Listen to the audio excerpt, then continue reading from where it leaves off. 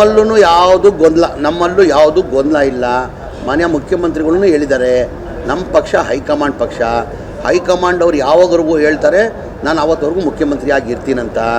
ನಾನು as A ಪಕ್ಷದ ಕಾರ್ಯಕರ್ತಂಗೆ ನಾನು ಹೇಳ್ತಾ ಇದ್ದೀನಿ, ಸಿದ್ದರಾಮಯ್ಯ ಅವರು 28ವರೆಗೂ ಅವರೇ ಮುಖ್ಯಮಂತ್ರಿಯಾಗಿ ಇರ್ತಾರೆ. ಆದರೆ ನಮ್ಮ ಪಕ್ಷ ಹೈಕಮಾಂಡ್ ಪಕ್ಷ ತೀರ್ಮಾನ ಮಾಡೋರು. ಸಿದ್ದರಾಮಯ್ಯನ ಮುಖ್ಯಮಂತ್ರಿ ಬದಲಾವಣೆ ಮಾಡೋಕ್ಕೆ ನನ್ನಿಂದ ನಿಮ್ಮಿಂದ ಸಾಧ್ಯ ಇಲ್ಲ. ಆ ಸಾಧ್ಯ ಒಬ್ಬರಿಂದನೇ ಸಾಧ್ಯ, ಹೈಕಮಾಂಡಿಂದ, ಮಲ್ಲಿಕಾರ್ಜುನ ಖರ್ಗೆಯಿಂದ, ರಾಹುಲ್ ಗಾಂಧಿಯಿಂದ, ಸೋನಿಯಾ ಗಾಂಧಿಯಿಂದ ಮಾತ್ರ ಸಾಧ್ಯ.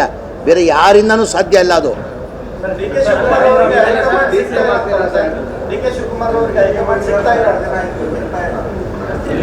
ಈಗ ಅವ್ರು ಕೇಳ್ಬೇಕು ತಾನೆ. ಈಗ ನನಗೆ ಆ ಪ್ರಶ್ನೆ ನಾನು ಕೇಳಿದ್ರೆ ಹಾಂ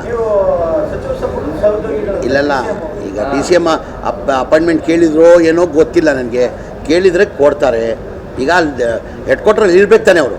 ಈಗ ರಾಹುಲ್ ಗಾಂಧಿ ಅವರು ಟೂರಲ್ಲಿ ಇರ್ತಾರೆ, ಹೆಡ್ ಕ್ವಾರ್ಟರ್ ಖಂಡಿತ ಎಲ್ಲರಿಗೂ ಭೇಟಿ, ನಾವು ಹೋದ್ರೂ ಭೇಟಿ ಮಾಡೋಕ್ಕೆ ಕೊಡ್ತಾರೆ, ಎಲ್ಲರಿಗೂ ಭೇಟಿ ಮಾಡೋಕ್ಕೆ ಕೊಡ್ತಾರೆ. ಇಷ್ಟೇ ನಾನು ಹೇಳ್ದು, ನಮ್ಮ ಪಕ್ಷ ಹೈಕಮಾಂಡ್ ಪಕ್ಷ.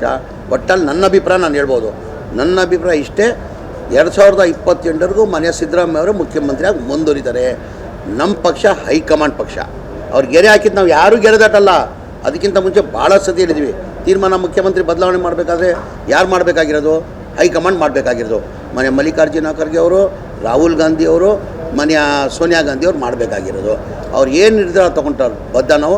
ನಾನು ಅದಕ್ಕಿಂತ ಮುಂಚೆನೇ ಹೇಳಿದ್ದೆ, ನಾನು ಬೀದಿ ದಾಸ್ಯಾಗಿ ಮಾಡಲಿ ಹೈಕಮಾಂಡ್, ನಾವು ಅದಕ್ಕೆ ಒಪ್ಕೊಳ್ತೀವಿ. ನಾವು 2022 ಚುನಾವಣೆಗೆ ಸಿಎಂ ಸಿದ್ದರಾಮಯ್ಯ ಅವರ ನೇತೃತ್ವ ಇರುತ್ತೆ ಸರ್. ಅವ್ರ ನೇತೃತ್ವದಲ್ಲೇ ಚುನಾವಣೆ ನಡೀಬೇಕು ರೀ. ಅವ್ರು ನಮ್ಮ ಪಕ್ಷದ ನಾಯಕರು, ಅವ್ರ ನೇತೃತ್ವದಲ್ಲೇ ಎಲೆಕ್ಷನ್.